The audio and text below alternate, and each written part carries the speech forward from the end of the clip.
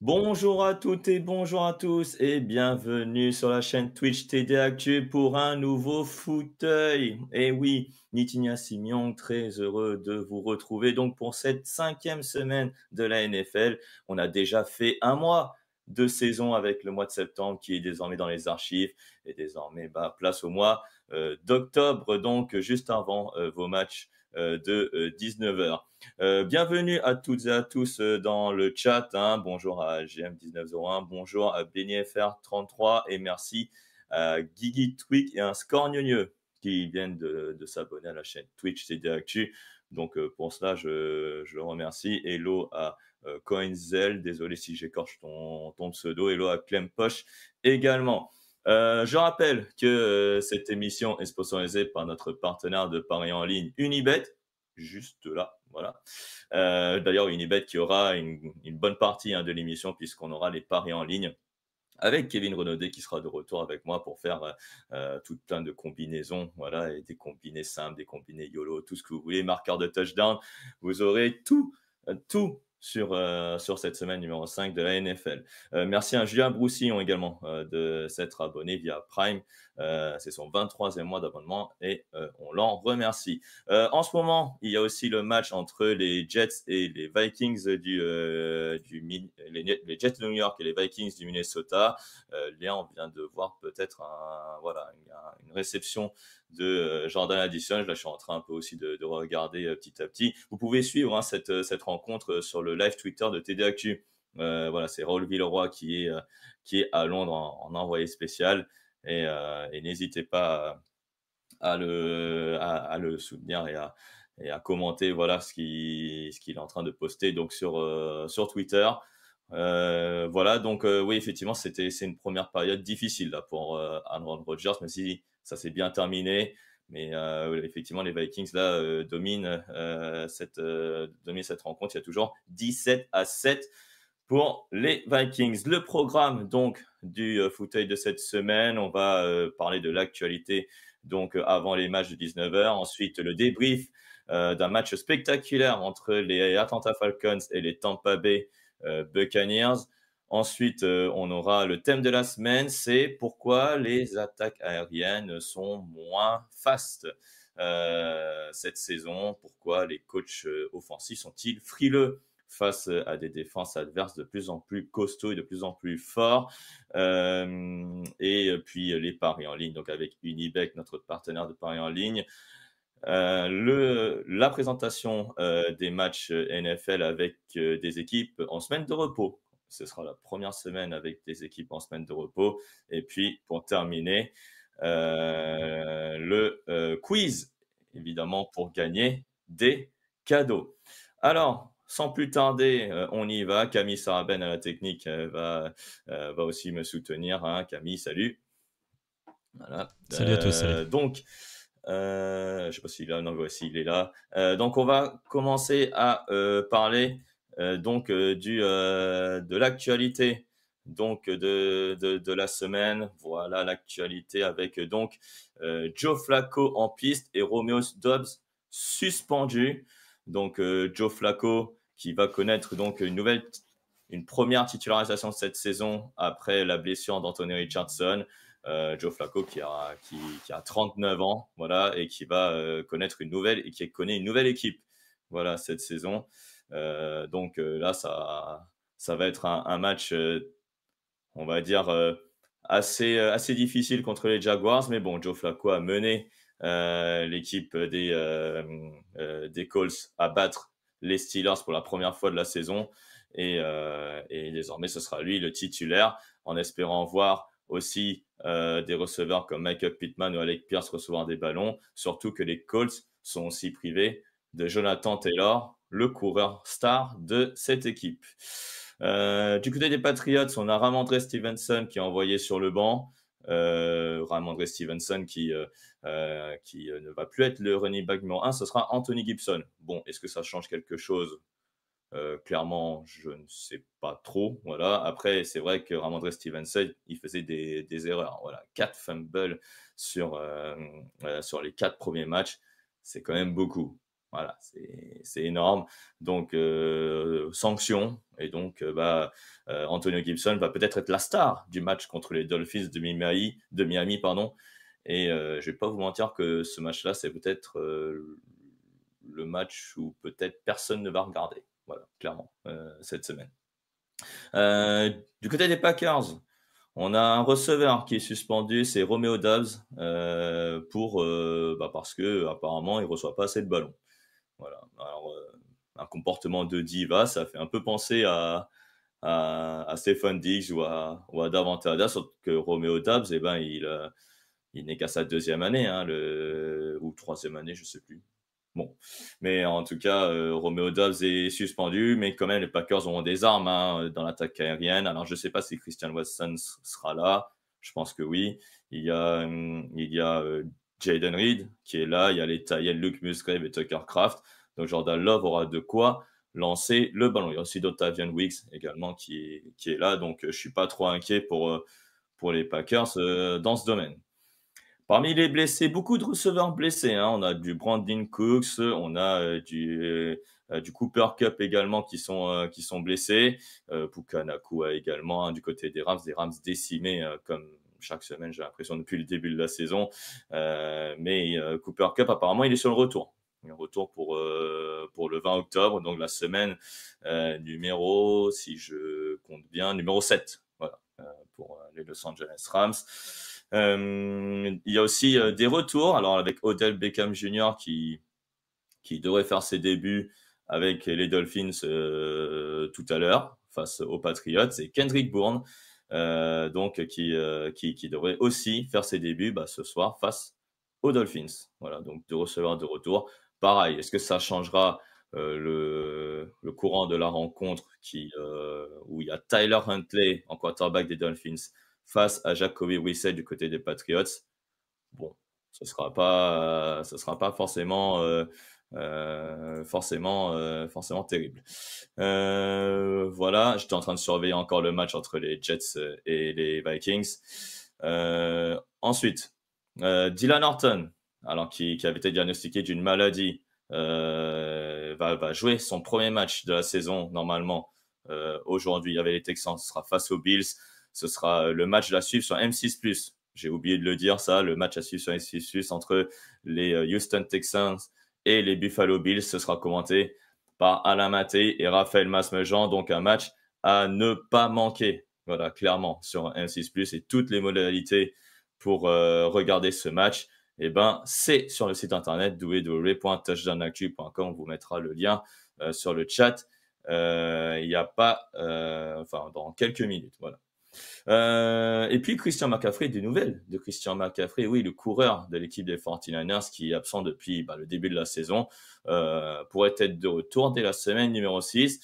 Mais voilà, il avait consulté un autre médecin à l'étranger, donc c'est-à-dire en Allemagne, pour sa blessure.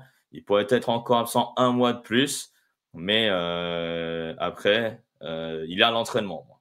C'est déjà bien, mais Christian McCaffrey, voilà, pourrait être de retour peut-être plus tôt que prévu. Voilà, on prévoit plus un retour vers novembre, mais en tout cas, les 49ers sont plus dans un bilan positif, donc il n'y a pas de raison de précipiter son retour pour le moment. Parmi les absents, ce dimanche, on a du côté des Browns toujours Nick Chubb absent, même si il est éligible pour jouer un match. Il vient de sortir des blessures. Maintenant, les Browns vont avoir 21 joueurs pour devoir l'activer. Pour l'instant, il n'a pas été activé, donc c'est pour ça qu'il est toujours absent. Pour Jonathan Taylor, j'ai déjà dit pour les Colts. Malik Nabers, le receveur des Giants, le rookie, est absent. Ça va être une arme en moins pour Daniel Jones et les Giants face aux Seahawks. Davante Adams est toujours absent pour les Raiders. Alors là, on met Ischio Jambier, mais en même temps, Davante Adams, il a un peu fait l'actualité cette semaine. Il est en instance de transfert. Voilà. Est-ce qu'il va être échangé justement aux Jets de New York ou peut-être dans une autre équipe, peut-être les Saints de New Orleans pour retrouver aussi Derek Carr. Donc voilà, à suivre dans les prochaines semaines. voilà, je pense que ça devrait être un peu, ça devrait se décanter normalement après ce week-end.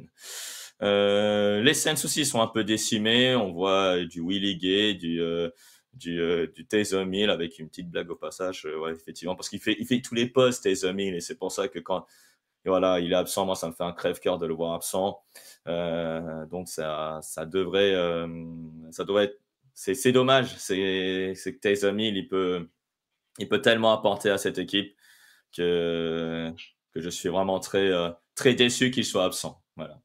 Il y a également César Ruiz qui est absent sur la ligne offensive. Et en plus d'Eric McCoy, ça risque d'être compliqué. Oula, alors que là, on vient de voir une passe déviée de Rodgers là, qui a fait être interceptée.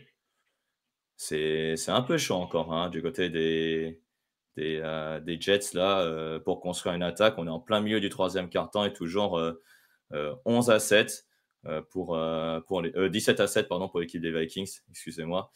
Mais pour le moment, c'est pas brillant là ce que proposent les Jets en attaque, à part la dernière série offensive de la première période. Je passe sur les joueurs qui devraient jouer. Il y a David Njoku notamment pour les Browns qui devrait être de retour, une cible en plus pour Deshaun Watson.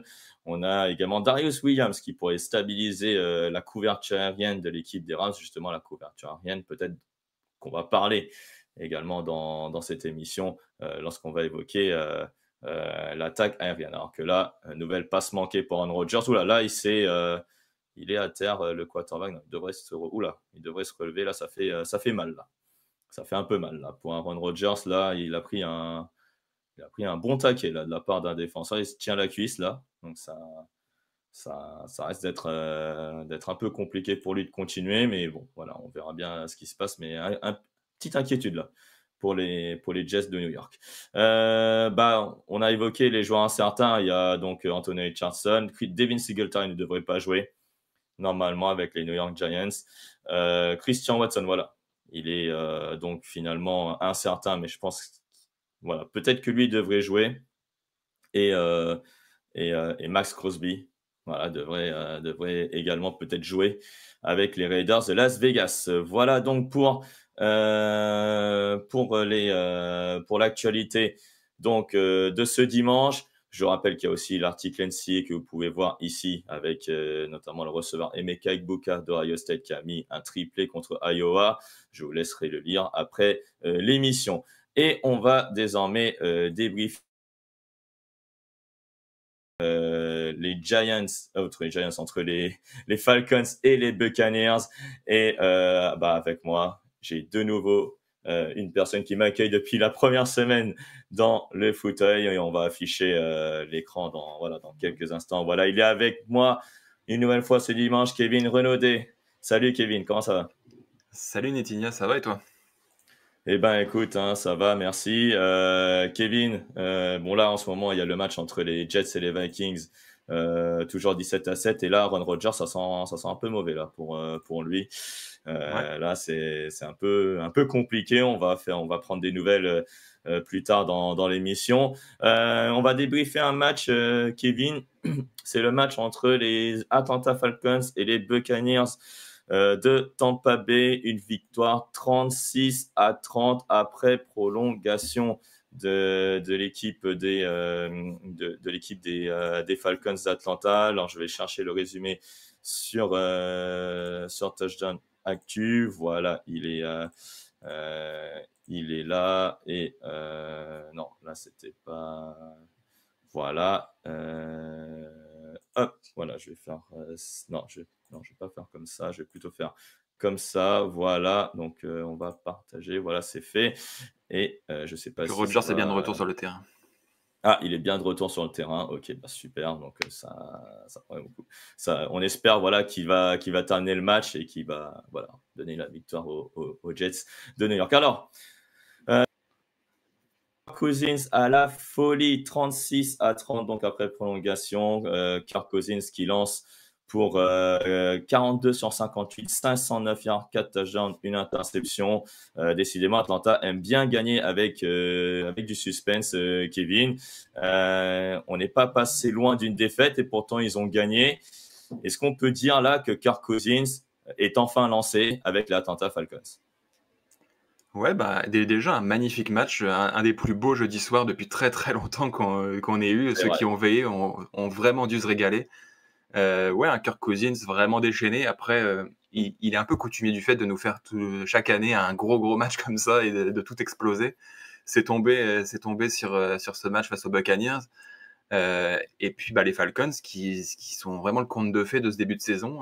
Ça joue bien, ça gagne, ça s'accroche. Même contre les Chiefs, ils étaient pas loin de repartir avec la victoire il y a quelques semaines. Donc, ouais, c'est bien, ça va dans le bon sens. Il y a une belle attaque autour de Kirk Cousins et ça roule. Et voilà un match à plus de 500 yards pour lui, c'est beau. Voilà, record en carrière, hein, 509 yards, you like that comme disait l'autre, voilà. 58 passes tentées, je crois que là aussi on est sur un record en carrière. On a Drake London, 12 réceptions, 150 yards, un touchdown, mais on a également Darnell Mooney, 9 réceptions, 105 yards, 2 touchdowns, et également Kyle Pitts, impliqué, 7 réceptions, 88 yards. Cette attaque aérienne, on a un beau dire, ouais, c'est un peu poussif depuis le début de la saison. Là, on a peut-être une référence là, du côté des Falcons, en tout cas en ce qui concerne l'attaque aérienne, Kevin. Ouais, bah, quand même Kyle Pitts arrive à mettre plus de 50 yards à la réception dans un match, forcément, il y a une victoire d'Atlanta. Mais blague à part, oui, Kirk Cousins, ça arrive à faire briller tout le monde. Même Darnell Mooney, qu'on sentait sur une pente descendante. Et on pouvait un peu s'inquiéter pour la suite de sa carrière en NFL. Là, il montre qu'il est bien là. Drake London aussi qui semble exploser avec enfin un vrai quarterback pour lui lancer la balle, ça fait toute la différence. Et ouais, une attaque qui tourne bien avec aussi un jeu au sol à deux têtes qui a bien fonctionné. Donc ouais, il y a vraiment tout et Kirk Cousins se régale. Alors, en plus, l'anecdote de fou, c'est que Drake London, sur l'avant-dernier jeu en prolongation, il se blesse, il va sur le banc et celui qui le remplace, c'est Kadarel Hodge, là, qu'on voit sur l'image, là. Et c'est lui qui réceptionne la balle et après, c'est lui qui met le touchdown de la victoire. Est-ce une coïncidence? Ça aurait pu être Drake London à sa place. Finalement, c'est Kadarel Hodge. Drake London fait partie des grands bonhommes du match, mais le véritable héros, c'est Kadriel Hodge, donc qui offre la victoire à cette équipe. Alors, tu parlais d'un jeu au sol qui est à deux têtes. Alors là, on voit Bijan Robinson, 12 courses, 61 yards, et on voit Tyler Algier à 6 courses, 12 yards seulement, j'ai envie de dire. Euh, Pourquoi ce tel déséquilibre? Parce qu'on voit aussi 59 passes du côté des Falcons et seulement 18 courses. Comment l'expliquer? Bah, on dirait qu'ils ont du mal encore à trouver la bonne carburation avec Bijan Robinson. L'année dernière, le coach le faisait pas suffisamment jouer au goût de nombreux observateurs. Cette année, ça va un petit peu mieux, mais on dirait qu'ils n'ont pas encore trouvé le bon schéma, la bonne façon d'utiliser Bijan Robinson. Ils tentent un peu de noyer de brouiller les cartes avec Tyler Algier, mais ouais, ça a du mal à carburer. Donc ouais, j'ai l'impression que c'est encore en rodage. Et heureusement pour les adversaires, parce que si en plus Bijan Robinson commence à faire des matchs à 100 yards et 2 touchdowns, ça va commencer à être compliqué de les stopper ces Falcons-là. Ouais, pas sûr que les propriétaires de fantasy qui avaient Bijan Robinson, ils voient 36 points, ils se réveillent le matin, ils disent: «Ah ouais, il a sans doute fait un grand match», mais en fait non, gros flop. Peut-être un sujet fantasy peut-être pour cette semaine, Bijan Robinson. Je sais pas ce que je te vois hocher de la tête un peu, ouais, C'est c'est sûr. ça Et reste un puis ouais. la déception de Bijan Robinson, et puis déception aussi parce que de nombreuses personnes devaient avoir Drake London sur leur banc, et quand ils se sont réveillés, qu'ils ont vu que tous les points fantasy étaient allés sur leur banc, ça doit être un Ouais. peu rageant. Clairement, alors que là, je suis de nouveau sur le match Jets-Vikings. Il y a Brennan Allen qui vient de faire une réception, donc, et Rodgers, effectivement, de retour. Kevin, on part du côté de Tampa Bay. Comment expliquer la défaite? Parce qu'ils perdent finalement qu'en prolongation, mais le reste du match, finalement, était quasiment parfait en attaque, en tout cas. 19 sur 24, 180 yards pour Baker Mayfield, 3 touchdowns. On va aller chercher où finalement les causes de cette défaite? Bah, c'est un petit turnover de Bucky Irving en fin de match qui redonne la balle aux Falcons. C'est des petites erreurs, des petites fautes comme ça. Voilà, 36-30 avec un match qui score quasiment sur tous les drives. Voilà, ça se joue à des détails. On avait deux très belles équipes, deux très belles attaques. Et ouais, ça se joue sur les détails, un turnover de trop et ça bascule de l'autre côté. Ils étaient vraiment à presque rien de conclure ce match au moment où Irving échappe ce ballon. Et ouais, c'est malheureux, c'est des petites défaites un peu bêtes, mais voilà. Voilà, surtout que, alors le scénario de match, c'est Bucky Irving qui fait un fumble. En plus, ensuite, Kirk Cousins lance une interception, mais les Buccaneers n'en profitent pas. Il y a notamment Baker Mayfield, je crois, qui se fait saquer, il me semble, sur un de ses jeux de fin de match. Et puis et puis on rend la balle. Ça suffit pour Kirk Cousins pour mettre Yugonku pour le field goal de l'égalisation, voilà, en prolongation. Et ensuite, les Falcons ont eu la balle et n'ont pas laissé la main aux Buccaneers puisqu'ils ont marqué un touchdown. Donc, en fait, finalement, les Buccaneers, ils auront les Saints, notamment la semaine prochaine, encore un duel de division et en déplacement. Est-ce qu'on est inquiet ou est-ce que, vu l'attaque, on est un peu rassuré? C'est aussi plus Todd Bowles qui doit dire à sa défense d'être un peu plus méchant, créer un peu plus de pertes de balles. Oui, bah, c'est sûr que la défense doit faire encore mieux. Après, niveau offensif, j'ai envie de dire tout va bien. Baker Mayfield est vraiment super en ce début de saison. Il utilise à merveille ses 2 armes que sont Chris Godwin et Mike Evans. Ils ont 62-64 yards, donc voilà, c'est 5 réceptions chacun, c'est très partagé. Il les utilise à merveille. Cade Otton aussi en tight end qui est très très bon.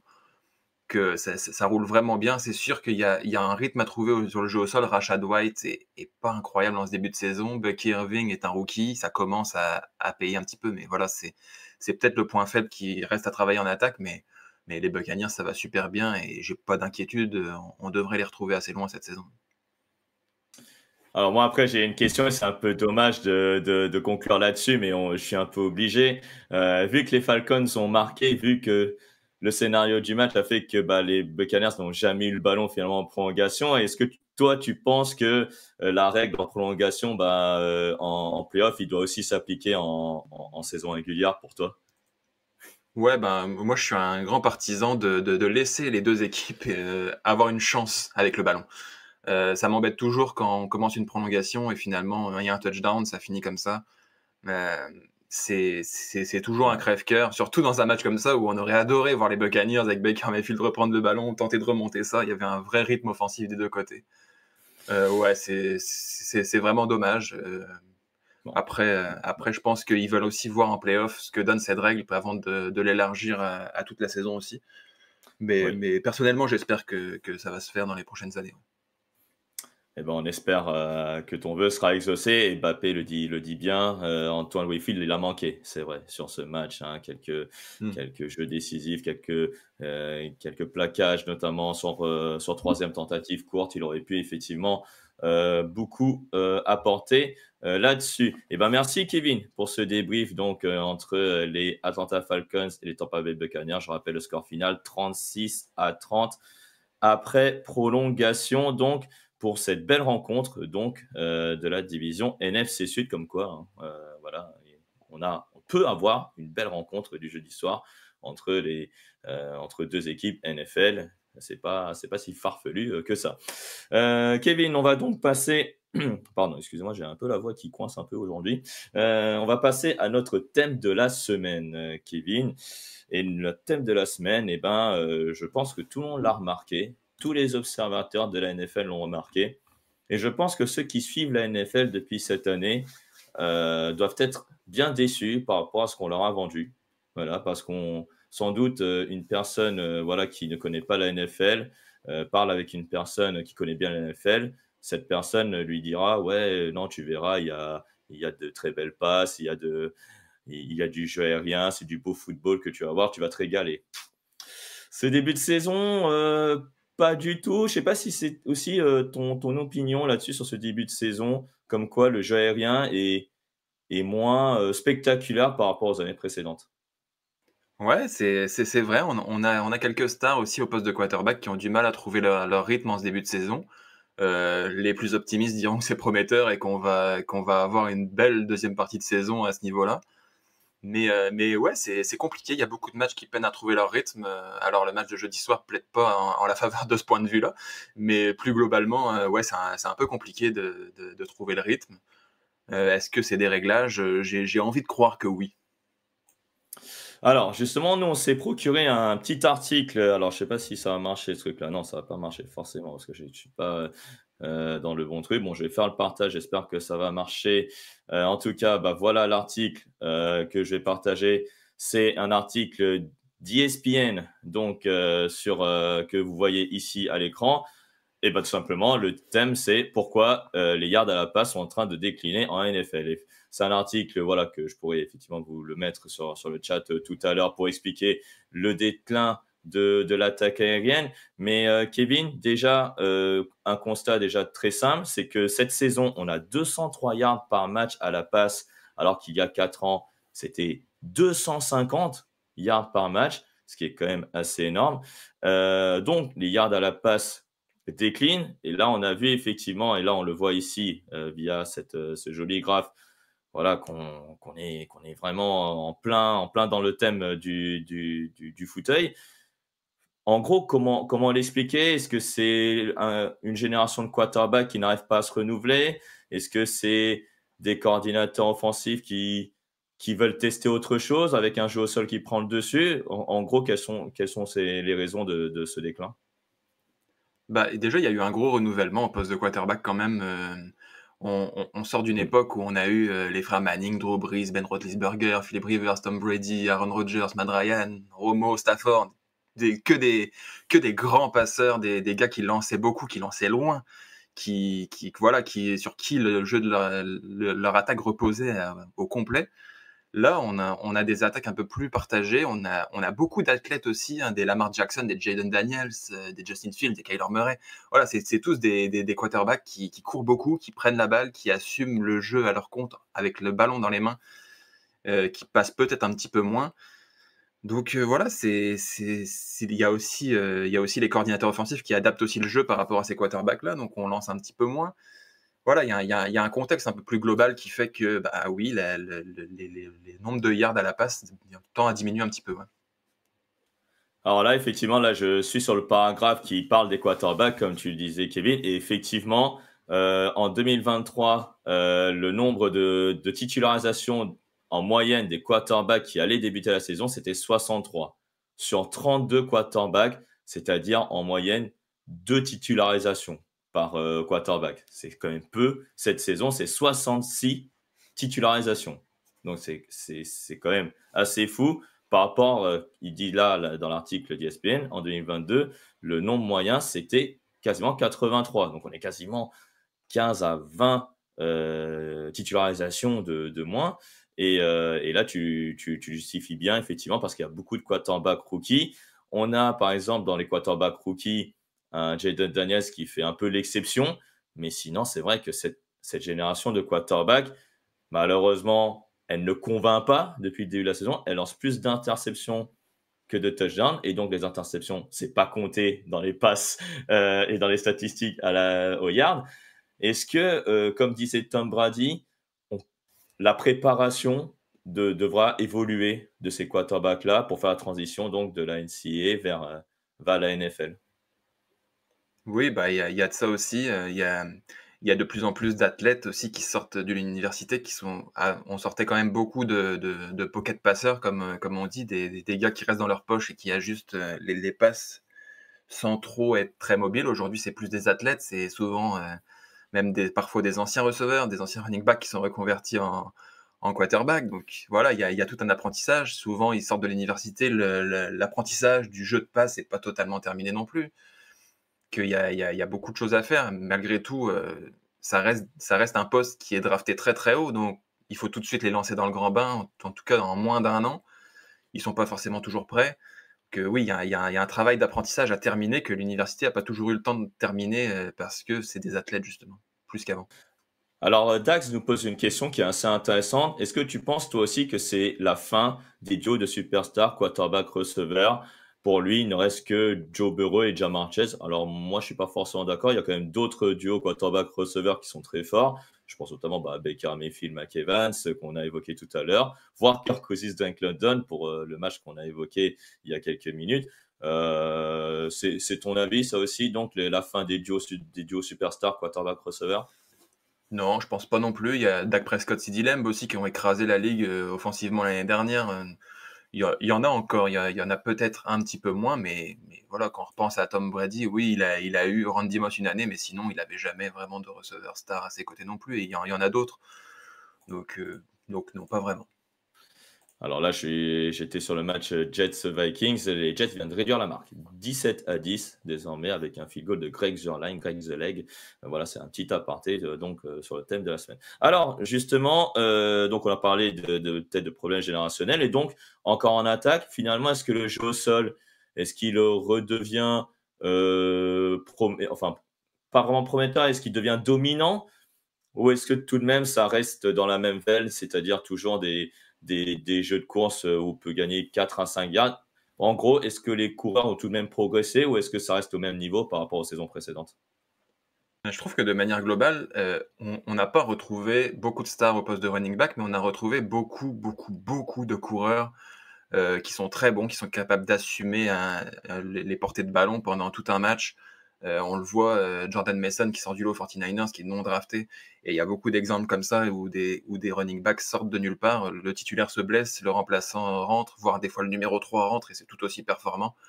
Donc oui, il y a vraiment un système actuel où on peut s'appuyer sur beaucoup de running backs et fonctionner même en comité. Donc ça permet aussi aux attaques de continuer à performer malgré cette baisse de yards à la passe. Surtout que j'ai vu une statistique là sur un tableau d'une vidéo sur une chaîne américaine.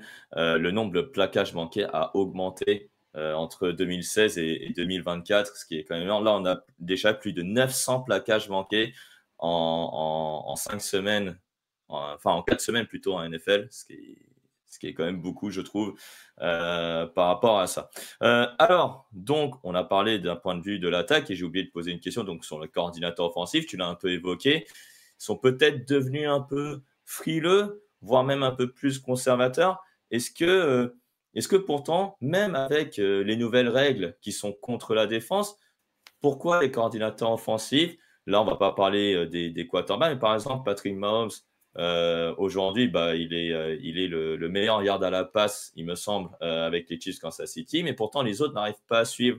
C'est-à-dire que on a eu beaucoup de changements de coordinateurs offensifs à l'intersaison, il y en a eu 15. Est-ce que ces nouveaux coordinateurs offensifs, on va dire, sont désormais un peu old school pour la NFL ou est-ce qu'ils tentent des nouvelles méthodes, mais ça ne marche pas à cause de l'effectif qu'ils ont? Bah, je pense qu'ils s'adaptent surtout à ce qu'ils ont comme arme de leur côté. Voilà, les quarterbacks, déjà pour lancer beaucoup, il faut aussi avoir confiance en son quarterback. Aujourd'hui, par exemple, un Justin Herbert n'a pas vraiment de receveur sur qui lancer, c'est quelqu'un qui lançait beaucoup. Josh Allen n'a plus non plus de star au poste de receveur sur qui lancer. Patrick Mahomes, on n'en parle même pas, il vient de perdre Rashee Rice, Travis Kelce est encore loin de son meilleur niveau en ce moment.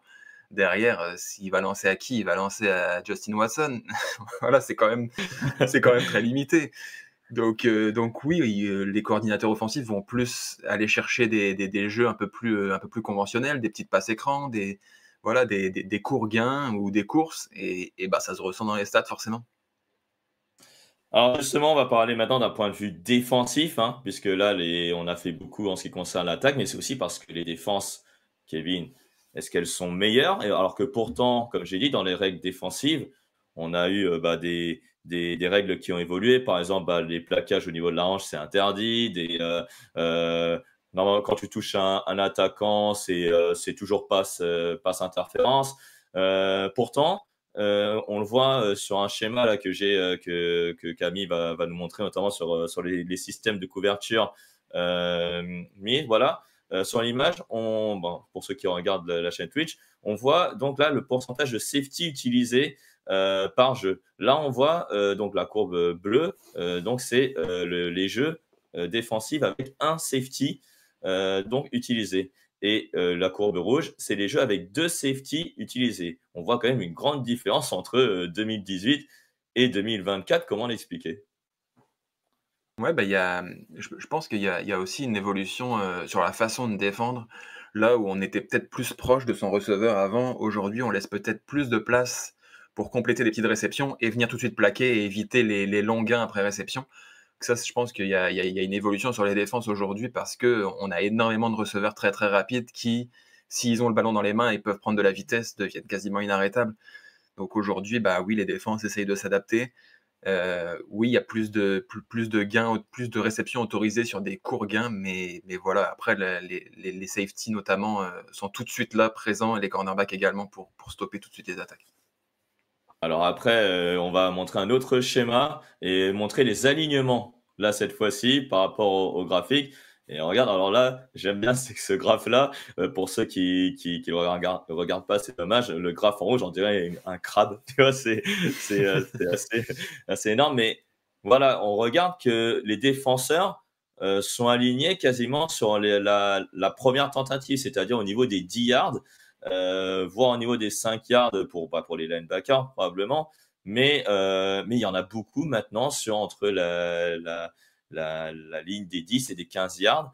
Ça prouve également que voilà, on a vu l'émergence d'un Patrick Mahomes qui utilisait beaucoup son bras. Est-ce que les coordinateurs défensifs ont trouvé la solution maintenant pour contrer ce genre de gros jeu, comme tu le disais? Ah ouais, bah, ils protègent vraiment les gains après réception, donc oui, ils vont chercher à autoriser ces petits gains-là et finalement, bah, on s'aperçoit que ça fonctionne bien puisqu'ils ont les attaques ont vraiment du mal à trouver les solutions. Donc après la NFL, c'est toujours, des fois l'attaque prend une longueur d'avance et les défenses s'adaptent d'une saison à l'autre. Cette fois, les défenses semblent avoir pris un peu l'avantage.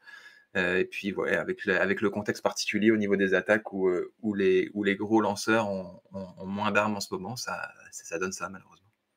Alors là, on vient de voir Aaron Rodgers se faire saquer donc par la défense de Minnesota, toujours 17-10 pour les Vikings. On est dans le 4e quart-temps. Désolé, je fais un aparté entre le match des Jets et les Vikings. Donc en fait, on utilise beaucoup la couverture profonde. On peut voir des coordinateurs défensifs avec ce qu'on appelle des couvertures 2, des couvertures 4, voire même des couvertures 6 parfois. Donc 6 cornerbacks voir safety être aligné et peu de pass rush, est-ce que aussi, là, on peut se poser la question parce que on dit que c'est la mort de l'attaque aérienne. Est-ce que les blitz vont être de moins en moins utilisés, tu penses, dans l'avenir? Ouais, bah, honnêtement, vu le chemin que ça prend, l'importance du blitz en tout cas, tend à diminuer. Mais bon, les attaques vont s'adapter, c'est une certitude. Voilà, on voit beaucoup de safety, il y en a quand même pas mal qui sont utilisés aussi pour le blitz et l'importance du sac et l'importance de la pression du quarterback est toujours aussi importante et ce style de jeu, selon moi, ne peut pas marcher si la pression sur le quarterback, est diminuée. Donc par définition, le blitz va continuer à être une part très importante selon moi. Alors pour terminer, Kevin, juste une dernière info. Il y a quand même 66% en moyenne de passes complétées, ce qui est quand même très bien. Même ce pourcentage augmente même par rapport aux années précédentes. Mais par contre, et on va terminer là-dessus, sur le nombre de points est en baisse. Et ça, donc forcément, c'est lié à la couverture défensive ou aux défenses qui se sont adaptées. Mais voilà, par rapport à ce qu'on vient de dire, un jeu aérien moins fort et un jeu de course qui stagne un peu, est-ce que là, d'un coup, évoluer en attaque, c'est pas un peu piégeux pour les joueurs qui y sont et pour les futures équipes NFL, par exemple pour l'avenir, qui voudront sélectionner un quarterback, un running back, voire un receveur au premier tour? Est-ce que ça peut jouer? Bah, je pense pas, honnêtement, avoir le bon quarterback, le bon running back, ça reste toujours la base pour une équipe qui fonctionne et qui a du succès. Après, ces stats s'expliquent bien. Qui dit plus de passes courtes dit moins de gros gains, moins de first down. Il n'y a aussi jamais eu autant de quatrième tentatives tentées, donc il y en a aussi jamais eu autant de ratés. Donc forcément, ça crée aussi peut-être moins d'opportunités de points quand les quatrièmes tentatives ne passent pas. Donc voilà, ça joue comme ça. Ouais, en tout cas, 22 points par match, voilà, en moyenne sur les 32 équipes NFL. C'est pas énorme comparé à ce qui s'est fait normalement en 2018 où là, on a visionné les 28-29 points par match, ce qui est quand même assez famélique là d'un coup 22 points par rapport à ce qu'on s'est dit en début de saison. On se disait mais quelles sont les équipes à suivre? Bah là, on sait plus trop quoi. Alors il y a eu quelques beaux matchs. Bah là, on vient de débriefer un match magnifique entre les Falcons et les Buccaneers. On avait les Lions contre les Seahawks qui était vraiment un gros match. Mais maintenant, ça se fait de plus en plus rare. Tu vois, je sais pas si tu vois en tout cas ce que je veux dire, mais ça se fait de Oui, plus en plus rare les matchs comme ça. Voilà. Et donc là, on a plus des matchs voilà, qui se terminent à 17-10 ou à un 19 là, entre justement les Jets de New York et les Denver Broncos la semaine dernière. Mais c'est vrai que là, en ce moment, pour l'instant, la NFL, on va dire, débute doucement. C'est un peu ce constat qu'on devrait faire finalement, Kevin. ouais, exactement. Après, elle commence doucement pour les attaques, mais les amateurs de défense peuvent aussi totalement se régaler avec ce début de saison. Clairement, voilà. Et c'est comme ça qu'on va donc terminer ce thème de la semaine sur les attaques aériennes qui ne sont clairement pas folichons, on va dire, en ce début de saison. On espère voilà, avoir un gros regain et peut-être dès cette semaine. Voilà, on va voir avec la présentation des matchs donc de cette semaine numéro 6 avec les premières équipes au repos. Kevin, merci beaucoup pour ce thème de la Plaisir. semaine. Et on va passer donc au pari en ligne via notre partenaire de paris en ligne Unibet. Et merci Camille d'avoir mis donc le site internet pour nous et pour les suiveurs donc de la chaîne Twitch TD Actu. Kevin, donc premier pari, la cote simple, la cote basique. Quelle équipe on choisit donc pour cette semaine numéro 5? Écoute, on prend pas trop de risques et on parie contre l'équipe la plus faible de la semaine, c'est-à-dire les Panthers, en pronostiquant une victoire des Bears, Ah là là là forcément. Les quand quand on voit une cote à 1,40 ou plus contre les Panthers, en général, c'est un bon plan. là. Forcément, c'est un bon plan. Surtout que on aurait pu, dans cette confrontation, avoir les deux numéros 1 face à face. C'est-à-dire Caleb Williams et Bryce Young. C'est vrai. Malheureusement, ce ne sera pas le cas. Bryce Young est sur le banc. Donc, les Bears fatiguent contre les Panthers. OK. Qu'est-ce qu'on peut faire donc comme combiné avec ce pari-là? Écoute, beaucoup de matchs indécis cette semaine. Moi, j'aime bien la victoire des Dolphins sur les Patriots qui ont beaucoup d'absents cette semaine. Les Dolphins, ça y est, un deuxième match avec Tyler Huntley. Pourquoi pas trouver un peu de rythme? Et la cote est belle, honnêtement, pour battre ces Patriots. Ouais, la cote est pas mal. Là, je vois 1,75. Hein, c'est bien ça, 1,70. Voilà, il me semble. C'est donc Miami qui s'impose donc face aux Patriots de la Nouvelle-Angleterre. Et puis, donc, une dernière cote là pour compléter notre pari et notre mise. Ouais, bah, je suis allé sur les Packers qui retrouvent un Jordan Love en forme depuis une semaine, qui pourrait se défaire des Rams, je pense, qui, qui sont un peu dans le dur. Ouais, les Rams privés de beaucoup de joueurs en attaque. La défense récupère Darius Williams, mais après, dans quelle forme il sera, Darius Williams, ça c'est pas sûr, il revient quand même d'une longue blessure. Mais ok, donc, si on fait donc ce pari Bears, Dolphins et les Green Bay Packers, bon, voilà, on gagne à peu près 25-30 euros. Voilà, donc là, c'est le combiné simple, le combiné sécurité. Voilà. Alors que les Vikings viennent de rajouter 3 points. Donc 20-10 donc, pour les Vikings face au Jets. Cette seconde période, elle est un peu poussive là, hein, dans les deux équipes. Là, c'est un peu compliqué pour ceux qui regardent là en ce moment sur la télé ou alors au stade. Voilà, Raoul, il doit bien se régaler voilà, dans cette seconde mi-temps. Donc, OK pour le combiné simple. Maintenant, le combiné YOLO. Allez, on s'en fout. On mise sur les outsiders. Quel outsider on prend en premier, Kevin? Les Bills qui font un retour en forme un petit peu après leur première défaite de la saison. Ouais, Les Colts aussi qui profitent de la les méforme des Colts. Jaguars. Et Mhm. puis les Cowboys que je trouve très intéressants face aux Steelers. Très très jolie cote face à des Steelers qui eux aussi ont connu la défaite. Donc pourquoi pas Dallas cette semaine.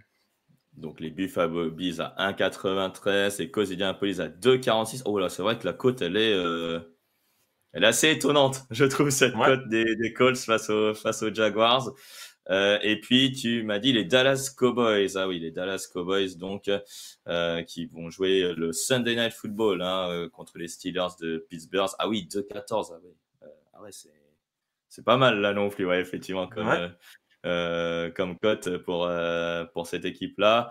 Et donc avec ça, donc Bills, Colts et Dallas Cowboys, ouais, 50 euros, ça peut être vraiment pas mal. Là, ça peut être vraiment pas mal comme bien. Sachant que la semaine dernière, j'avais misé notamment les Broncos contre les Jets. Là, je crois que là, en plus, une cote à 4, hein, donc là, j'étais pas très Elle est confiant, très mais belle. j'ai j'ai réussi au moins. Ok, on part sur le match sur M6+. Je rappelle, le match sur M6+, c'est Texans contre les Bills. Donc on va aller sur le match. Donc voilà, on y est. Quel marqueur de touchdown on mise, Kevin? Écoute, on l'a dit, Josh Allen manque de cible, alors pourquoi pas le voir finir au sol lui-même. Ok, La cote est belle et il a quand même tendance à en marquer régulièrement, donc pourquoi pas. ouais, 2,10 effectivement comme cote. Ensuite, quel joueur de nouveau tu vois marqué dans un match qui promet d'être riche en points? Écoute, bah, j'ai été dans l'autre équipe avec le joueur en forme offensivement, Nico Collins, qui marque beaucoup, qui est toujours présent. Donc ouais, une belle option aussi avec une très jolie cote. Donc Nico Collins à 2,20 là, hein, c'est bien ça. Et Mm. puis on a donc une autre cote à faire découvrir donc à nos téléspectateurs. C'est quel pari on fait donc pour la dernière sur ce match? Ouais, bah, tu l'as dit, on peut s'attendre à un match plutôt offensif entre deux équipes qui aiment bien produire en attaque. J'ai été sur le plus de 5,5 touchdowns, donc au moins 6 touchdowns dans le match Ah ouais. combiné entre les deux équipes. Donc, euh, Ah, donc là Alors aussi, ici donc en bas, ouais. Voilà. Attends, ouais, il faut juste que tu voilà. déroules le menu pour le trouver, le plus de 5,5. Ouais. Ouais, c'est à la fin, c'est ça, vainqueur et total, c'est ça? Ou c'est vraiment à la fin, fin? Ah non, c'est pas à la fin. Non, je pense que tu es au Euh, bon endroit. Ouais. Ah bah oui, c'est bon. Ok, bah voilà, 5,5. Ah oui, 1,94, ouais, c'est pas mal. Oui. C'est pas trop mal comme, on va dire, type de pari, voilà. Donc ça, c'est cumulé, hein, c'est bien ça, les nombres de touchdowns entre les deux équipes, si j'ai bien Ouais, compris. c'est ça, c'est les deux équipes ensemble. Ouais. D'accord, ah bah très bien. Bah, bon, en espérant que voilà que Alain et Raphaël nous écoutent, voilà, et espèrent voir 5 touchdowns ou plus. Voilà, si s'il y a 5 touchdowns, on est d'accord, le pari n'est pas accepté, hein. C'est bien, c'est Non, c'est 5,5. vraiment au moins 6. 6 et plus. Voilà. Donc c'est 6 et plus, voilà. 6 touchdowns, Alain et Raphaël. Voilà, si vous nous écoutez, bah, j'espère que vous aurez ces 6 touchdowns entre les Houston Texans et les Buffalo Bills. Je rappelle, ce match, c'est sur M6+. Bah, juste après, bah, le match entre les Jets et les Vikings, hein. En ce moment, bah, c'est compliqué là pour les Jets, toujours en attaque là, parce que je vois un nouveau punt probablement qui va arriver, puisque Rodgers a fait une nouvelle. Non, eh ben, il va se faire saquer par Harrison Phillips à l'instant. Kevin, est-ce qu'on a fait le tour des paris en ligne? Eh ben, on a fait le tour, et ben, très bien. Bah, merci beaucoup, hein, Kevin, d'avoir été à mes côtés pour cette nouvelle semaine. Voilà, et je rappelle donc hein, que cette émission est sponsorisée donc, par notre partenaire de paris en ligne, Unibet, voilà, qui est juste au-dessus de toi. Voilà. Donc, toujours à dispo voilà, pour les conseils pareils et puis parier pardon avec prudence et puis si vous sentez que vous perdez le contrôle, n'hésitez pas à vous faire aider. Kevin, merci beaucoup. Bah, ça m'a fait plaisir. Merci à toi pour l'accueil. Et bah de rien, et bah t'es toujours le bienvenu donc dans le fauteuil pour les débriefs, pour le thème de la semaine et pour les paris en ligne, surtout avec Unibet. Merci Kevin et bah, bon week-end NFL. On est d'accord, toi t'as pas de match hein, à commenter, hein, c'est Non, toujours non, non, ok. on va Non, pas de profiter match à de commenter. ce beau dimanche de foot. Voilà, ouais, avec il y a pas beaucoup de matchs, mais ça va. Ça va. On est sur un week-end un peu plus reposant, on va dire. Ouais, voilà, on va Arrivé des bye suivre week. voilà, on va suivre, on va dire de manière précise. certains matchs. Voilà. Bah, merci beaucoup, Kevin, et puis bah, profite bien de ces dernières heures de week-end. Voilà, à bientôt. Merci, salut. Salut. Et on va quitter Kevin et on va passer donc. Alors, on va faire déjà le point sur le match entre les Jets et les Vikings. On est dans le quatrième quart-temps. Là, on a une passe qui devrait être pour Garrett Wilson. Je ne sais pas les stats de Garrett Wilson, mais il a reçu beaucoup le ballon en début de match. Et depuis, je pense que c'est compliqué. Bah, nouveau punt. Voilà. Pour les New York Jets, on va suivre cette fin de match avec vous. Voilà. Et puis, moi, de mon côté, eh ben, on va afficher les rencontres de 19h et donc de 22h et ensuite le Sunday Night Football et aussi les matchs du lundi soir. Je rappelle donc que il y a des équipes en bye week. Hein, ces équipes sont alors je les ai notés. Il y a les Detroit Lions, il y a les Tennessee Titans, il y a les Philadelphia Eagles et les Los Angeles Chargers qui sont en bye week cette semaine. 8 réceptions, 60 yards pour Wilson. Ah, quand même. Ah, oui, oui. Il a été beaucoup utilisé en début de match.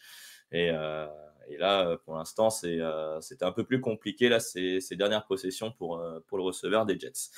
Donc, la présentation des matchs. Donc, Falcons, Buccaneers, victoire des Falcons. Bravo à Raphaël, Lucas et Victor. Pour l'instant, entre les Vikings et les Jets, ce sont les Vikings qui s'imposent pour le moment. Donc, Lucas, Victor et Jean-Michel ne vont pas avoir de points, contrairement à Alain, Raoul, Grégory, Raphaël et moi-même. Ensuite, duel donc à 19h, NF de la conférence nationale je pensais qu'ils étaient dans la même division, entre les Chicago Bears et les Carolina Panthers. Donc je rappelle, pas de Bryce Young, on aurait pu avoir un duel des derniers numéro 1 de la draft, ce ne sera pas le cas. Les Bears donc avec Caleb Williams, dont on attend toujours le décollage de la carrière NFL, mais si c'était un peu mieux la semaine dernière, donc. Et puis attention, le Panthers avec le jeu au sol, avec Chuba Hubbard qui peut faire une belle performance, je pense, ce soir pour l'équipe de Carolina. Donc la majorité voit les Bears, sauf Raphaël qui tente le pari Panthers, en espérant pour Raphaël que son pari va lui donner un petit point, voilà, face à l'équipe des Bears qui peut nous décevoir. Ah, passe incomplète là de Sam Darnold pour Jordan Addison. Les Ravens donc qui se déplacent aux Bengals, un duel AFC Nord. Alors, les deux équipes ont réalisé deux matchs magnifiques. Les Ravens contre les Bills et les Bengals, c'était contre les Panthers, mais au moins on a vu la production de l'attaque. Mais surtout, on va faire un premier sondage pour vous dans le chat, c'est sur Derrick Henry. Est-ce que Derrick Henry va continuer sur sa lancée? Est-ce que tout simplement, la question c'est est-ce qu'il va faire plus de 100 yards donc aujourd'hui, vous pouvez répondre sur le chat aussi, si vous pensez que Derrick Henry va faire plus de 100 yards contre cette défense des Bengals, surtout que la défense des Bengals au sol, franchement, c'était pas vraiment terrible lors des 4 premiers matchs, voilà, également. Voilà, et surtout, le sondage, c'est plutôt qui va gagner, voilà, qu'on avait dit, effectivement, entre les Bengals et les Ravens, donc duel AFC Nord, donc voilà, le sondage donc en cours. Donc tout le monde a mis les Ravens, voilà, dont moi-même également. Mais ça ne veut pas dire que les Bengals ont une chance, bien au contraire, c'est un duel de division. Donc voilà, on espère donc que les Bengals vont proposer une opposition de qualité. Alors, là, on va passer à un autre niveau parce que là, on avait l'interception. L'interception là, de la défense des Jets là, sur la passe de Sam Darnold. Ouais, l'interception, c'est assez catastrophique. Là, les Jets pourraient revenir. Heureusement qu'ils ont une défense, les Jets de New York. Donc, je reviens sur l'avant-match. Donc, les Patriots contre les Dolphins. Là, on va passer à un autre niveau, j'ai envie de dire, alors que vous voyez les Ravens l'emporter contre les Bengals dans le chat. Patriots contre les Dolphins, honnêtement, ce match-là, c'est peut-être un duel de division, mais Mais clairement, voilà, Tyler Huntley contre Jacoby Brissett, on va voir des quarterbacks qui vont courir, qui vont pas utiliser le jeu aérien. Ça va beaucoup défendre. Alors, Guigui Twig qui nous dit qui suit chez TDA, j'ai oublié. J'ai oublié qui le suit chez TDA. Mais c'est vrai que ce match-là, passez votre chemin, j'ai envie de dire. Voilà, clairement. En gros, si le Red Zone diffuse de Pat Fils, limite, vous zappez la chaîne, quoi. Voilà. Donc ça va pas être folichon comme match, même si bon, il fallait donner un vainqueur, hein, mais s'il fallait mettre match nul, je pense que je l'aurais mis. Voilà, sur ce match-là. Et encore, ça sera peut-être du 6-6 ou du 9-9. Voilà, ça peut être assez horrible. Un match qui peut être spectaculaire, par contre, entre les Commanders et les Browns de Cleveland. Les Browns de Cleveland qui sont au bord de la crise. Nick Chubb n'est toujours pas disponible. Et Jaden Daniels en face est en feu avec cette équipe des Commanders qui clairement a une belle attaque. Voilà, les Browns, ils ont clairement un effectif qui dépend parfois des performances de leur quarterback. On a aussi des receveurs qui relâchent des ballons. Voilà, je ne sais pas si vous avez entendu Raphaël qui disait qu'Amari Cooper est peut-être en mission pour virer Deshaun Watson. Donc c'est peut-être vrai, hein, mais clairement, c'est vrai que je vois pas d'autre issue qu'une victoire des Commanders vu ce que nous proposent les Browns. Depuis le début de la saison, ils n'ont même pas dépassé les 20 points. Depuis le début de la saison, c'est quand même dramatique, alors que l'attaque est quand même pas trop mal, quoi. Voilà, donc c'est quand même assez décevant ce que nous proposent les hommes de Kevin Stefanski. Et merci à Don SNJ de s'être abonné via Prime. C'est son 11e mois d'abonnement et on l'en remercie. Oui, c'est Joe Flacco qui joue aux Colts, hein, effectivement, pour les Colts. C'est belle transition, Jeremy Fox 88, merci beaucoup. Dommage, là, Tyler Conklin qui n'a pas eu le ballon sur cette belle passe d'Aaron Rodgers, bien défendu par les Vikings. Donc, les Colts d'Indianapolis qui se déplacent chez les Jacksonville Jaguars. Est-ce que Doug Pederson va être limogé après ce match? Voilà, telle est la question. Ce n'est pas normalement les habitudes du propriétaire, Monsieur Khan, du côté des Jaguars. Mais après, c'est partagé de ce que je vois sur le tableau. Il y a 4 pour les Colts, 4 pour les Jaguars. Donc Alain, Grégory, Raphaël et Jean-Michel voient une première victoire pour les Jaguars. Et Raoul, Lucas, Victor et moi, on voit les Jaguars s'enfoncer. Voilà. Donc clairement, les Jaguars sont vraiment sur un fil. Alors que les Colts, ils ont Flacco maintenant. Et si les Colts arrivent à battre les Jaguars avec Joe Flacco aux manettes, ça sentira pas très bon pour les Jaguars. Alors que là, on voit une jolie réception là pour c'est qui là qui vient de recevoir ce ballon là de Aaron Rodgers, c'est Mike Williams. Ouais, le grand receveur, l'ancien des Chargers. Donc ils sont pas loin du touchdown du côté des Jets, voilà, pour revenir potentiellement à 3 points.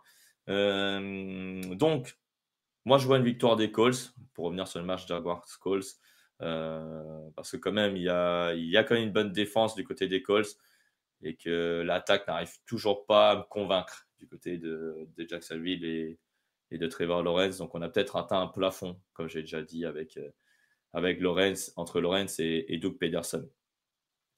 Dernier match à 19h, le match sur M6+, commenté par Alain Mattei et Raphaël Masmejean. C'est les Houston Texans donc contre les Buffalo Bills. Josh Allen contre CJ Stroud. Donc un duel qui vaut son pesant d'or, clairement. C'est le meilleur match de la semaine, on va pas se mentir. Question, c'est est-ce que les Bills peuvent rebondir? Je vous laisse répondre sur le chat. Voilà, je pense que Josh Allen aura un cœur de faire un gros match. Voilà, sur le terrain de Houston, il a déjà fait plusieurs fois. Du côté des Texans, on a Nico Collins qui est le meilleur receveur de la ligue. Est-ce qu'il va continuer sur sa lancée? Voilà, on espère, parce que la défense de Buffalo, notamment avec Sean McDermott, ils ont l'habitude d'éteindre les receveurs numéro 1. Après, il y a d'autres menaces. Il y a du Stefon Diggs, il y a du Tank Dell, etc., etc. Alors là, c'est dommage. Brice Hall, là, qui sort du terrain et qui ne parvient pas à marquer le touchdown. Là, ça fait depuis plusieurs minutes là, que les Jets sont au bord du touchdown. Donc, on espère voir une réduction du score entre les Jets et pour les Jets, donc, face aux Vikings. Donc une majorité voit les Bills, sauf Alain, Grégory et Raphaël qui voient les Texans donc faire revenir les Bills à 3 victoires, 2 défaites. Donc voilà pour les matchs de 19h. Maintenant, on va passer au match de 22h. Attention là, Garrett Wilson. Non, toujours pas pour Garrett Wilson. 3e tentative et touchdown à marquer pour les Jets de New York.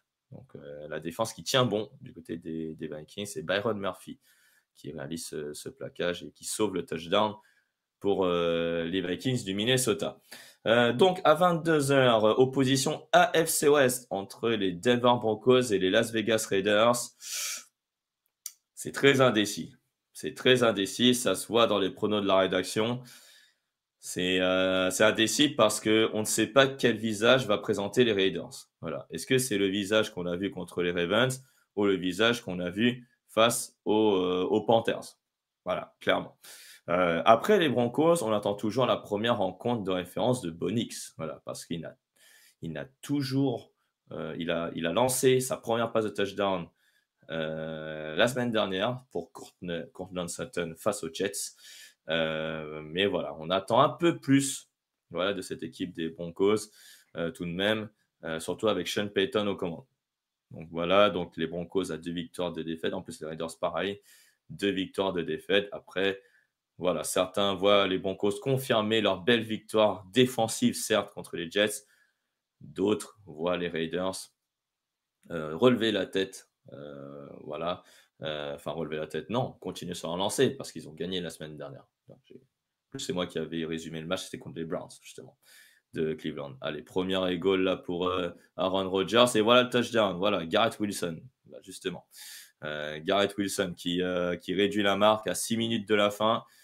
17-20, donc 20-17 pour les Vikings du Minnesota. Donc on aura une fin de rencontre à suspense. C'est pas le spectacle qui manque, mais au moins il y a du suspense. Au moins il y a du suspense du côté de ce match à Londres au Tottenham Hotspur Stadium entre les Jets et les Vikings.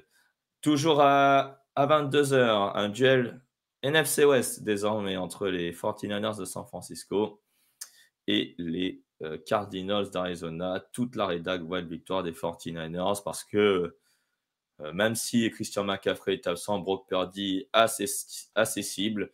George Kittle, Deebo Samuel, Jawan Jennings notamment. On a Jordan Mason au poste de running back qui fait le travail. Et donc, du côté des Cardinals, en fait, on ne sait pas trop. On ne sait pas trop où on en est. Ils viennent de subir donc une nouvelle défaite la semaine dernière. On a un effectif pourtant pour bien développer l'attaque, mais c'est plus la défense voilà, qui inquiète un peu du côté des Cardinals. Donc, et clairement, face à une belle attaque comme les 49ers, ça risque peut-être de prendre cher, même si après, peut-être que la rédaction mise à l'unité sur les 49ers, après, on n'est jamais à l'abri d'une surprise. Alors, on n'est jamais à l'abri d'une surprise, surtout que les 49ers, on va dire que pour l'instant, ça patine un peu en attaque, mais on sent que ça va vers le positif. Voilà. Sachant que la défense est toujours aussi forte du côté des 49ers, avec Fred Warner notamment à sa tête. Pareil, unanimité dans un match entre les Rams de Los Angeles et les Packers de Green Bay. Pour les Packers, donc avec le retour de Jordan Love à 100% désormais. Il a fait un match spectaculaire. Ceux qui l'ont pris en fantasy ont dû bien se régaler avec les 4 touchdowns et les 3 interceptions de Jordan Love. Et donc, les Packers qui pourraient enchaîner, qui pourraient plutôt rebondir après une défaite la semaine dernière, voilà, face aux Vikings du Minnesota en plus. Et les Rams qui sont peut-être décimés en attaque. Après, il reste la défense, mais clairement, les hommes de Sean McVay, c'est c'est un peu compliqué quand tu n'as pas vraiment de joueurs décisifs, de playmakers en attaque.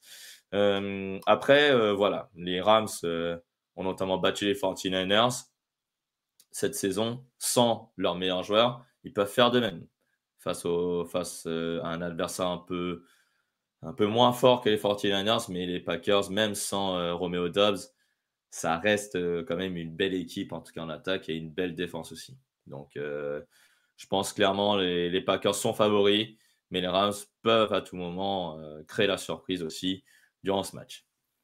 Pareil, toujours à 22h, le dernier match, et pareil, unanimité entre les Seattle Seahawks et les Giants de New York pour les Seattle Seahawks, alors que là, je viens de voir une nouvelle réception de qualité de Justin Jefferson. Décidément, ce joueur est incroyable. Pardon, je vais en voir ça. La séparation qu'il a fait sur Sauce Gardner est quand même assez prodigieux. Donc voilà. Donc, unanimité pour les Seattle Seahawks. C'est vrai que les Giants n'ont pas forcément convaincu lors des 4 premiers matchs. Voilà, l'attaque est toujours sur courant alternatif. La défense contre la course, notamment, souffre vraiment. Et face aux Seahawks et Kenneth Walker, ça risque de souffrir aussi. Donc, clairement, ils sont favoris, les Seahawks, et les Giants à une victoire, 3 défaites, et pas de Malik Nabers. Donc, ça risque d'être compliqué dans l'attaque aérienne pour Daniel Jones. Et en plus, il n'y a pas non plus Devin Singletary. Donc, clairement, les fans des Giants, il faudrait peut-être espérer un miracle, voilà, pour voir les Giants l'emporter. Parce que clairement, sur le papier, les Seahawks sont favoris, même si la ligne défensive des Seahawks, il y a, je pense, les 3 quarts qui sont absents. Voilà. Et Uchenna Nwosu, par contre, est de retour. Donc ça, c'est une bonne nouvelle pour le pass rush des Seahawks. Voilà. Le Sunday Night Football, donc l'avant-dernière rencontre sur la ligne que vous voyez. Et je suis le seul à parier sur les Steelers de Pittsburgh.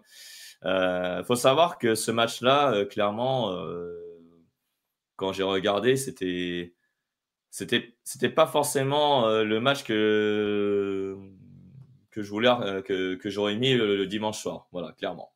Mais en fait, elle a une consonance historique, ce match, parce que comme l'avait dit Raoul lors du podcast de preview, ce sont les 2 équipes ayant remporté le plus de matchs dans l'ère du Super Bowl. Et oui, donc les Cowboys en tête et les Steelers deuxième. Par contre, je ne sais plus les chiffres, mais en tout cas, voilà pourquoi ce match-là est le dimanche soir. Alors, le scénario est très simple. Si les Steelers, on va dire, sont très bons derrière, c'est-à-dire défensivement, ils stoppent les attaques des Cowboys, et les Steelers remporteront ce match, clairement. Surtout que les Cowboys sont privés de Brandon Cooks également, que le jeu au sol est assez moyen, ou pas catastrophique non plus, mais c'est moyen, j'ai envie de dire. Et que la ligne offensive est moins forte qu'avant. Donc, je pense que le pass rush des Steelers peut se régaler. Voilà. Après, l'interrogation aussi, c'est l'attaque des Steelers. Voilà. Parce qu'on a Justin Fields qui est titulaire au poste de quarterback. Après, il a un peu de la chance parce que Micah Parsons et DeMarcus Lawrence sont absents du côté du pass rush des Cowboys. Mais par contre, on a Trevon Diggs qui est bien là, mais Darren Bland toujours absent. Du côté des cornerbacks des Cowboys. Alors que là, Sauce Gardner a fait intercepter Sam Darnold. C'est dommage là. Mais voilà. Un ballon relâché par Justin Jefferson. Étonnant. Après, le lancer a été un peu dans le dos. Bon, voilà. Donc clairement, je pense que Justin Fields pourrait bien s'en sortir du côté des Steelers pour mener son équipe vers la victoire. Alors, je sais pas ce qui se passe là. J'ai un truc qui voilà. Ok. Et dernier match, pardon. Il y avait un souci, voilà, de mon côté. Les Kansas City Chiefs, donc, qui reçoit les New Orleans Saints. En plus des Vikings, les Chiefs sont la 2e équipe à être invaincus, la seule dans la conférence américaine, et reçoivent des New Orleans Saints qui rentrent un peu dans le rang. Clairement, je pense que voilà, l'embellie du début de saison est peut-être passée et que peut-être que les Chiefs vont les remettre un peu sur terre. Voilà. Après, cette équipe des Chiefs, ils ont remporté tous leurs matchs en mode, enfin, pas de manière imposante, j'ai envie de dire.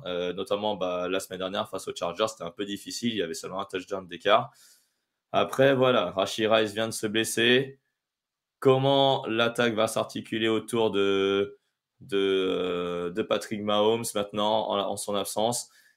Travis Kelce risque d'avoir beaucoup de ballons, clairement. Pour ceux qui ont Travis Kelce dans la fantasy, mettez-le titulaire. Voilà, sachant que la défense des Saints est aussi un peu décimée. Il y a Willie Gay notamment qui est absent, Demario Davis est également absent. Donc, il va peut-être se régaler dans le milieu du terrain, Patrick Mahomes. Voilà, face à cette équipe des Saints de la Nouvelle-Orléans. On attend que Derek Carr, Alvin Kamara, voire Chris Olave fassent un nouveau match de référence, voilà, en attaque, clairement. Parce que voilà, cette attaque patine un peu depuis 2 semaines et on espère voilà, que du côté de la franchise de la Nouvelle-Orléans, qu'il y aura une opposition de qualité et qu'on aura des points, en tout cas sur ce match. Justement, à propos de points, Minnesota vient d'en inscrire 3 de plus avec son kicker rookie Will Richard, donc qui permet à l'équipe des Vikings de mener 23-17. On est à 3 minutes de la fin du match. Il nous reste 20 minutes dans le fauteuil. Ça tombe bien. C'est le moment du quiz de la semaine. On va passer le chat en émoticône. Camille, si tu veux bien, vous êtes entre 100 et 150 aujourd'hui. Et n'oubliez pas que vous pouvez jouer voilà, en cliquant sur le quiz kit, voilà, que ce soit sur téléphone ou sur votre PC. Voilà, donc le quiz kit, c'est-à-dire vous passez sur l'écran et après il y a un logo quiz kit et vous cliquez dessus. Et ensuite, là, à partir de ce moment-là, vous pouvez y jouer. Camille, est-ce que les questions sont prêtes? Oui, ça arrive une seconde. Oui, les questions sont prêtes. Ah. Alors, Camille, est-ce que tu m'entends? Ouais, je t'entends. Tu m'entends? Attends. Tu m'entends, oui? Pendant ce temps-là, voilà, toujours les Jets, cette fois-ci, vont être en attaque. Ouais, je t'entends maintenant, désormais, Camille. Eh ben, c'est prêt. Eh ben, c'est parti. Donc, le thème, il n'y a pas forcément de thème. Le thème, effectivement, c'est attaque en berne. Voilà, comme on dit, c'est ça le thème du quiz de la semaine. Ok, on est parti, Camille, c'est bon? La première question. Ok, c'est parti pour la première question. Ok, sur les premiers matchs donc de la saison avec les Ravens, quelle est la deuxième équipe NFL à avoir plus de yards au sol qu'à la passe? Est-ce les Cardinals d'Arizona, les Philadelphia Eagles, les Los Angeles Chargers ou les New England Patriots?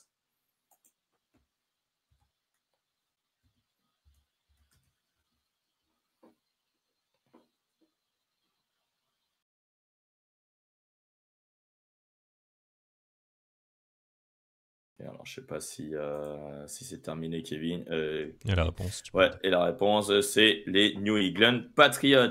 Voilà, donc il y a plus de yards à la course qu'à la passe. Voilà, avec les Ravens. Les Ravens bien aidés par le gros match de Derrick Henry, notamment face aux Bills de Buffalo. Mais oui, c'est bien les Patriots qui ont plus de yards à la course que de yards à la passe. Alors que là, magnifique réception de Garrett Wilson. Deuxième question, je sais pas Camille si tu es prêt pour la deuxième question. C'est bon, c'est fait, voilà. Quelle équipe avait la plus mauvaise attaque aérienne en nombre de yards la saison dernière? Est-ce les Carolina Panthers, les New York Giants, les New York Jets ou les Chicago Bears?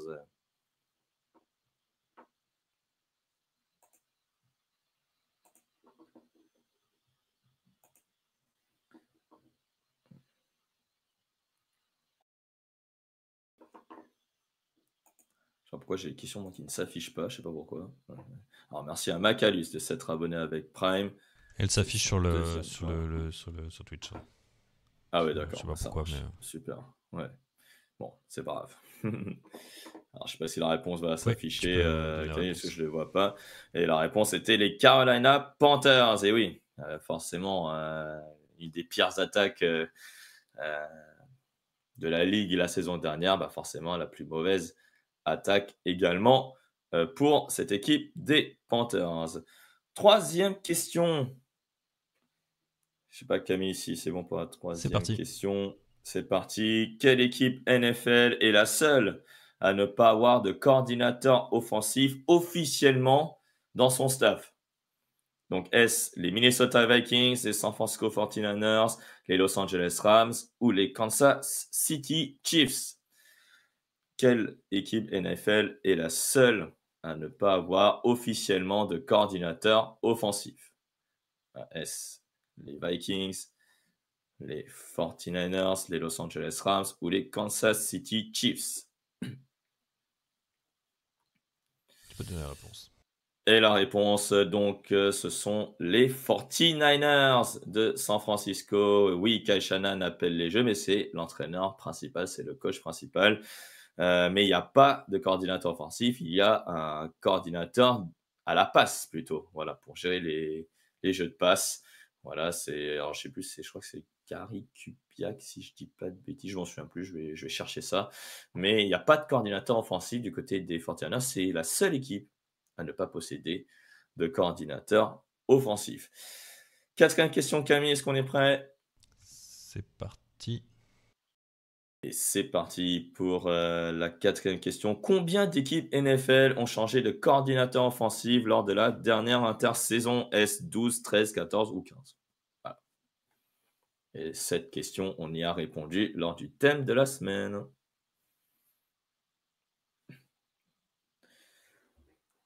Très belle partie là, de Garrett Wilson, hein, 12 réceptions, 92 yards. Bon, on avait dit voilà, de se débarrasser de lui en fantasy. Bon, je pense qu'on a mal fait, à mon avis. Bon, voilà. Tu peux donner la réponse.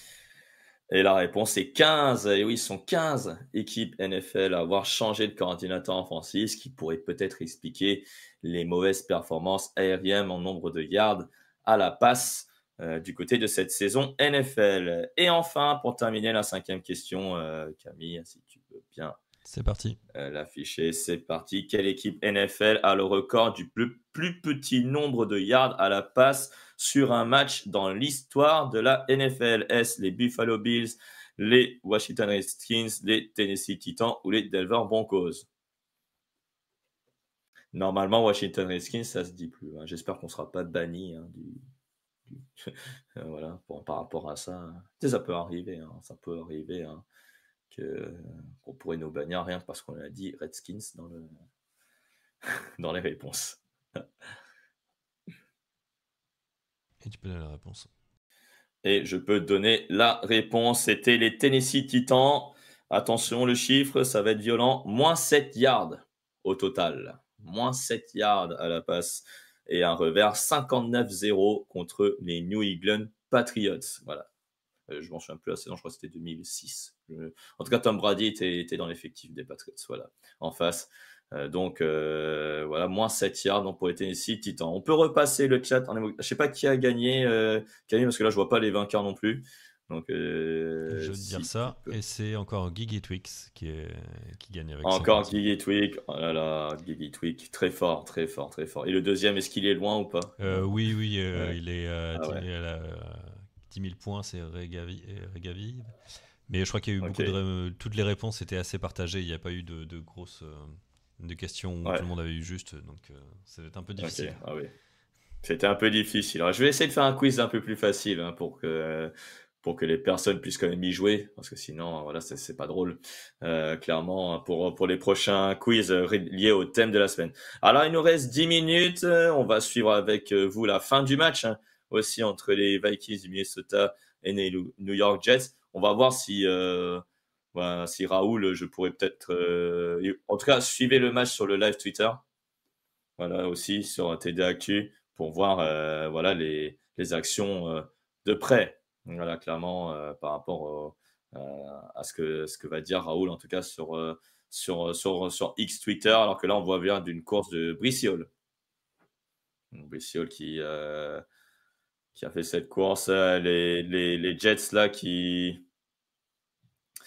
reste 49 secondes là. Time out là pour le moment. Alors, n'hésitez pas à poser vos questions sur le chat du fauteuil. Il nous reste du temps, il nous reste 10 minutes.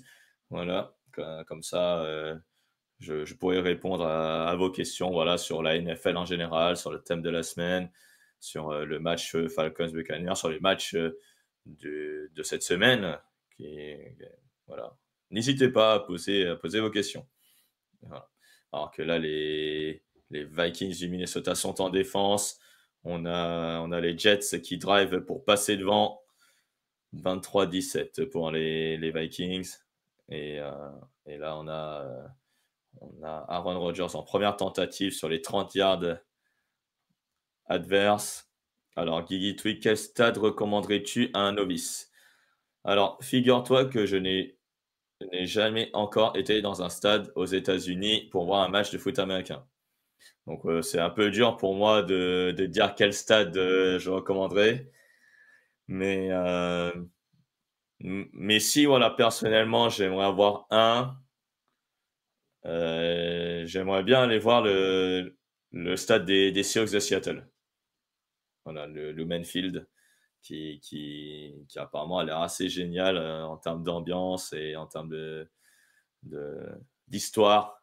Ça peut être sympa comme lieu à visiter. Voilà. Alors que là, on est en deuxième tentative du côté des Jets de New York. Aaron Rodgers et le pressing. Oui, il a réussi à faire cette passe, mais finalement, la passe est incomplète. Il y avait la pression de Jonathan Greenard, je crois. Donc voilà, c'est dommage pour Aaron Rodgers. Ouais, c'est Jonathan Greenard qui mettait la pression. Il a battu Olu-Fashanu, le rookie de Penn State. DJ Starkiller, Luke McCaffrey peut-il être la révélation à Washington? Clairement, oui. Oui, parce que l'attaque aérienne, elle est un peu poussive du côté de Washington. On a Terry McLaurin, évidemment, en receveur numéro 1, mais il peut vraiment être un bon receveur numéro 2. Parce que on s'est débarrassé de John Dodson. C'est sans doute pour lui faire de la place. Donc, voilà. Oh, interception! Interception, et je pense que c'est la victoire. Ouais, Stephen Gilmore. Ah bah, décidément, Stephen Gilmore est vraiment un joueur incroyable lui aussi. Donc, Stephen Gilmore qui intercepte Aaron Rodgers, et à mon avis, c'est terminé. 44 secondes pour la fin du match. Mais oui, je pense que le ballon n'a pas été relâché. Il faut que je vois le ralenti, mais pour moi, c'est terminé. Les Vikings vont l'emporter et vont donc rester invaincus. Donc, pour répondre sur Luke McCaffrey, clairement, ça peut être l'une des révélations de cette saison 2024. Si Washington fait un bon parcours, Dan Quinn candidat au coach de l'année, oui, c'est possible. C'est clairement possible de voir Dan Quinn coach de l'année. Et clairement, on a d'autres candidats pour le titre d'entraîneur de l'année. On a Kevin O'Connell, justement, du côté des Vikings. Mais vu le début de saison qu'il fait.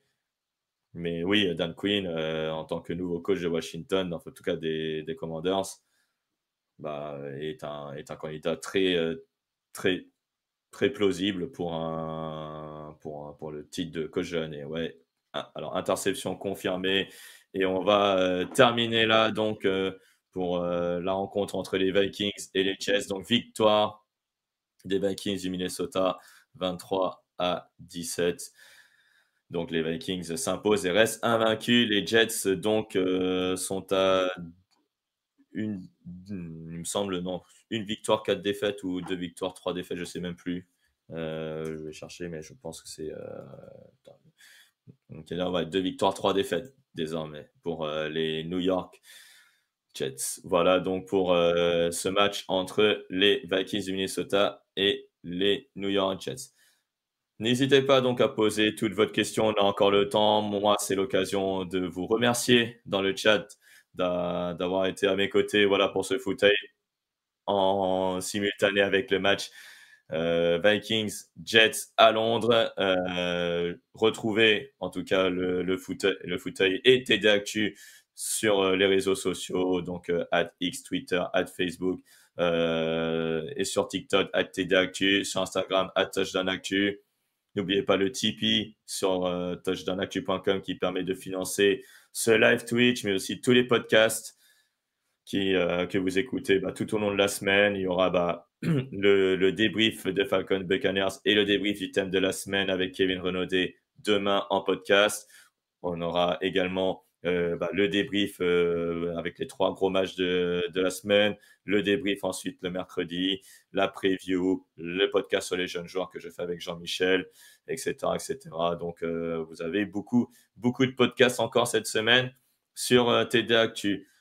N'oubliez pas que toute l'actualité de la NFL, c'est sur www.touchdownactu.com. N'hésitez pas aussi à suivre le live tweet d'aujourd'hui et des matchs de 19h et de 22h sur Twitter. Et puis, n'oubliez pas aussi que le fauteuil est une émission sponsorisée par notre partenaire de paris en ligne, Unibet, ici. Voilà, donc qui nous accompagne depuis très longtemps pour cette émission. Merci beaucoup à toutes et à tous. Passez un très bon dimanche de NFL et une très bonne fin de week-end. À la semaine prochaine. À bientôt. Salut.